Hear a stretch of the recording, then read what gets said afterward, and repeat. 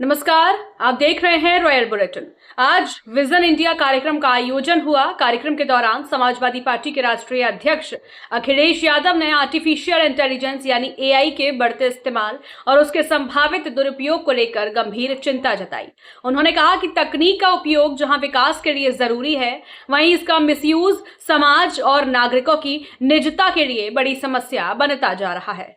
अखिलेश यादव ने उदाहरण देते हुए कहा कि हाईवे पर लगाए गए कैमरों की रेंज करीब 1 किलोमीटर तक होती है। ऐसे में ये कैमरे न सिर्फ चलती गाड़ियों को रिकॉर्ड कर रहे हैं, बल्कि जो वाहन रुक रहे हैं या खेतों में लोग घूम रहे हैं, उनके वीडियो भी कैप्चर हो रहे हैं। उन्होंने इसे बेहद गंभीर मामला बताया और कहा कि इससे आम लोगों की प्राइवेसी पर भी सीधा असर पड़ता है। उन्होंने आगे कहा कि एआई और आधुनिक तकनीक का इस्तेमाल कानून व्यवस्था को मजबूत करने के लिए होना चाहिए, लेकिन बिना स्पष्ट नियम और निगरानी के यह तकनीक आम जनता के लिए परेशानी का कारण बन सकती है। अखिलेश यादव ने सवाल उठाए कि आखिर इन रिकॉर्ड किए गए डेटा का इस्तेमाल कैसे और किसके द्वारा किया जा रहा है। प्रदेश की कानून व्यवस्था पर बोलते हुए उन्होंने कहा कि सरकार को एआई के उपयोग के लिए स्पष्ट गाइडलाइंस बनानी चाहिए, ताकि तकनीक का फायदा तो मिले, लेकिन नागरिकों के अधिकारों और निजता से कोई समझौता ना हो। आभार प्रकट करता हूं। प्रेस के हमारे साथी आए हैं, मैं सभी का धन्यवाद देता हूं।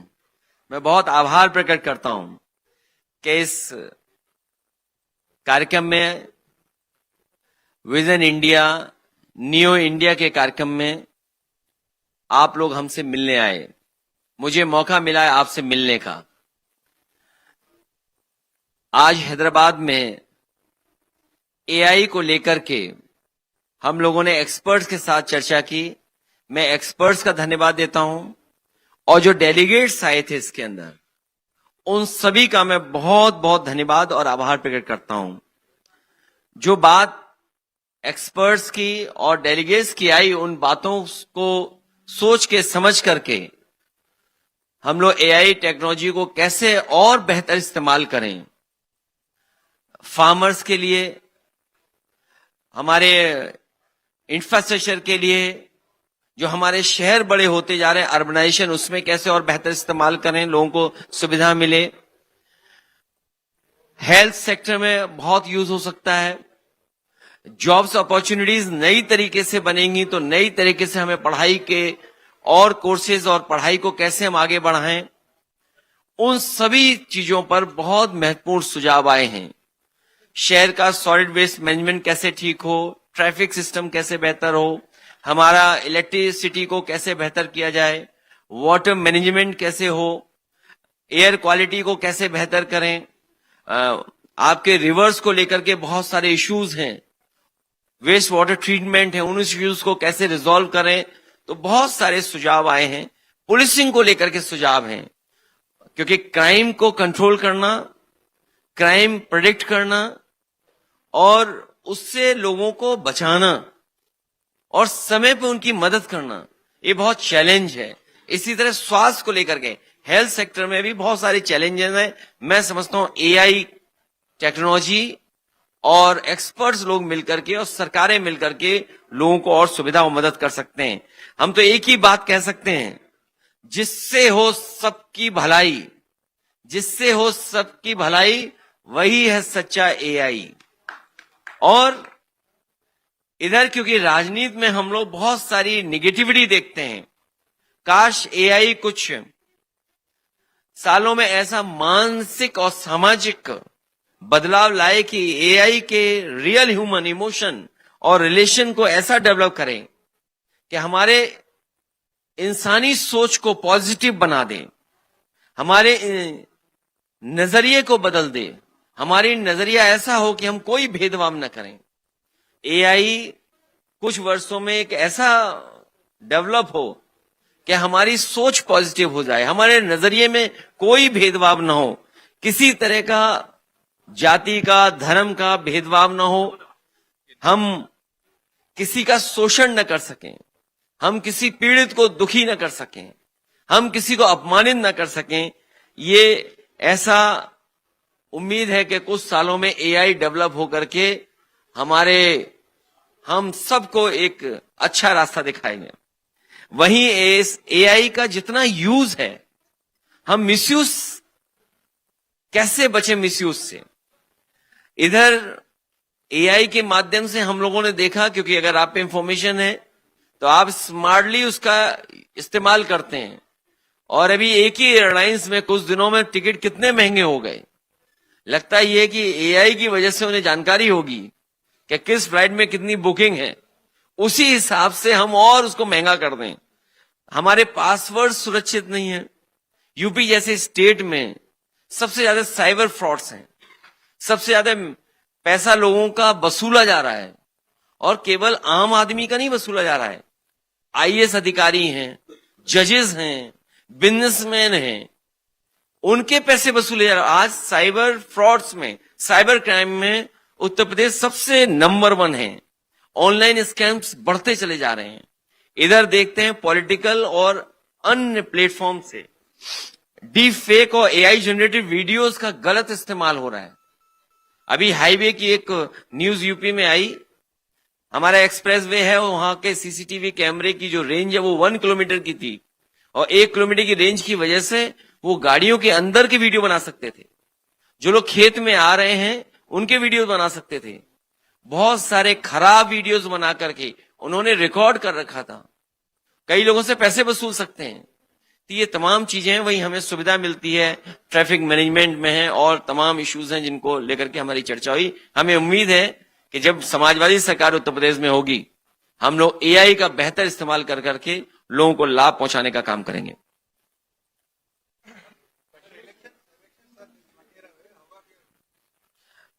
एआई का इस्तेमाल कर करके बीजेपी को हरा देंगे। एसआईआर का कंट्रोवर्सी काफी चल रहा है, तो ये प्यूरिटी ऑफ इलेक्टोरल रूल्स में एआई को कुछ रोल मिलेगा क्या? मैं अपने साथी का बहुत धन्यवाद देता हूं, क्योंकि SIR revision of voter list बहुत बड़ी एक्सरसाइज इलेक्शन कमीशन कर रहा है।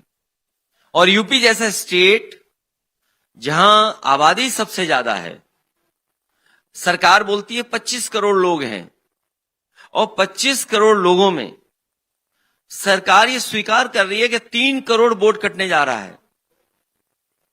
3 करोड़ वोट, तो ये कितना बड़ा चैलेंज है।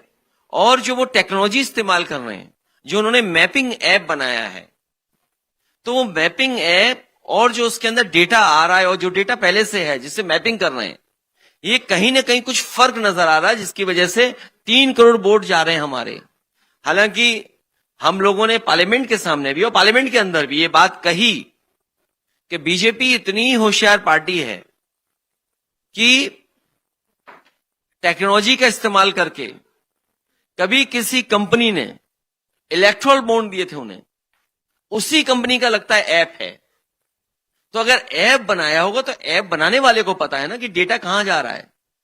तो यूपी जैसा स्टेट जीतने के लिए ये एसआईआर ला रहे हैं। और ये एसआईआर नहीं है, क्योंकि एनआरसी ये डायरेक्ट नहीं ला सकते थे, इसलिए एसआईआर लेकर के आए। एसआईआर में इतने पेपर्स मांगना, तो ये तो सब पेपर्स मांग लिए उन्होंने।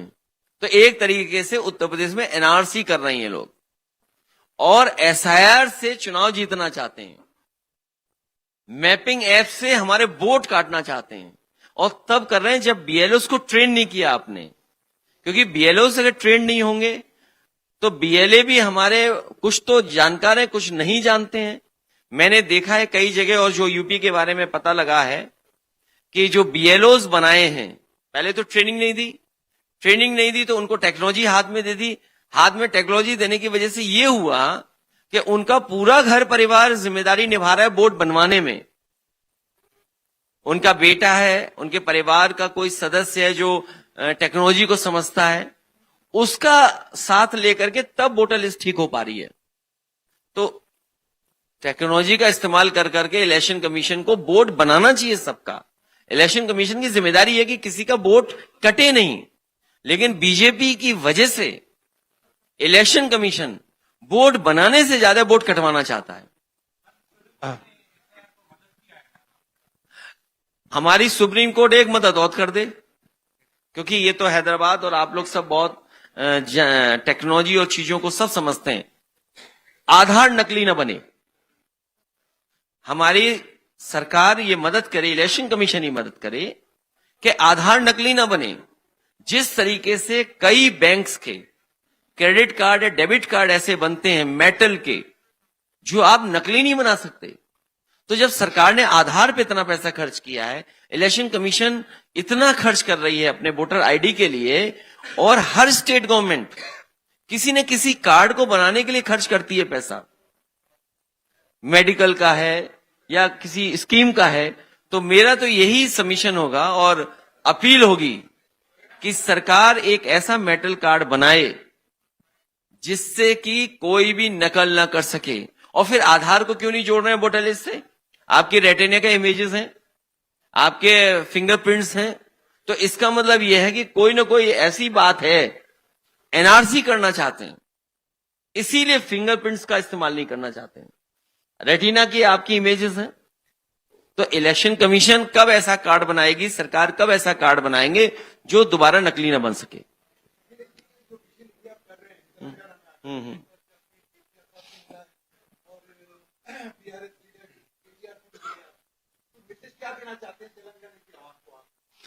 मैं तेलंगाना के लोगों से यह कहना चाहता हूं कि हमारे मित्र पुराने हैं वो, और मित्र से मिलना चाहिए। हाँ, अगली बात आ रही है। हमारे मुश्किल है, और कभी कभी दोस्ती में ये मुश्किलें आती हैं कि आपके पास नया दोस्त भी है और पुराना दोस्त भी है। ये भरोसा मैं आप पे छोड़ता हूं कि नए दोस्त के साथ ज्यादा गहरी मित्रता होनी चाहिए, कि पुराने दोस्त को भी कभी नहीं छोड़ना चाहिए सर। लेकिन हमारा जो भाव है, जो हम हैं, जैसे जो बने हैं, वो यही है कि हम पुराने मित्र को नहीं छोड़ सकते हैं? ये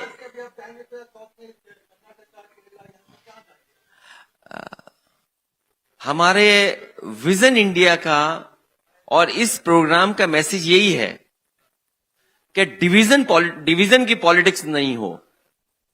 जो आज देश में डिवीजन की पॉलिटिक्स हो रही है, उसको हम रोकना चाहते हैं। हम लोग विजन की पॉलिटिक्स करना चाहते हैं, प्रोग्रेसिव पॉलिटिक्स करना चाहते हैं, डेवलपमेंट की पॉलिटिक्स करना चाहते हैं। और जब इतना कुछ दुनिया में बदलाव आ रहा है टेक्नोलॉजी का, उस टेक्नोलॉजी का सबको लाभ मिले, भेदभाव नहीं हो, न जाति का न धर्म का। इसीलिए मैंने कहा कि कुछ सालों में एआई ऐसा बन जाए कि हमारे अंदर भेदभाव खत्म हो जाए। सर बिहार, सर इधर बिहार चुनाव के नतीजे के बावजूद क्या आपका गठबंधन कांग्रेस से जारी रहेगा, या आपके इसमें कुछ अंतर है? हालांकि बिहार का अनुभव जितना अच्छा होना चाहिए था वो नहीं हुआ। हम लोग इंडिया गठबंधन को चलाएंगे और इंडिया गठबंधन के दलों को साथ लाने की कोशिश रहेगी।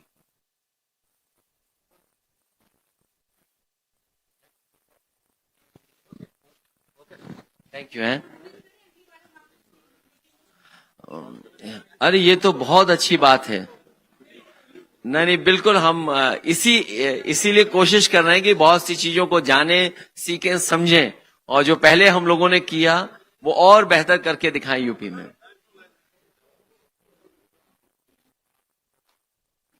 मैं धन्यवाद देता हूं अपने प्रेस के साथियों का कि जो हम लोगों की बात सुनने आए। मैं आपका बहुत बहुत आभारी हूं।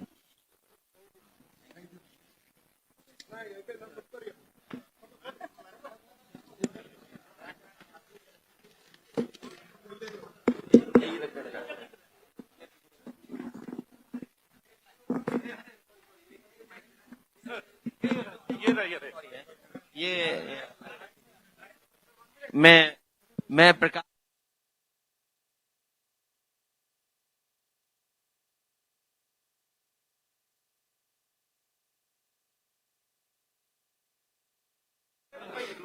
एआई पे बहुत काम कर रहे हैं।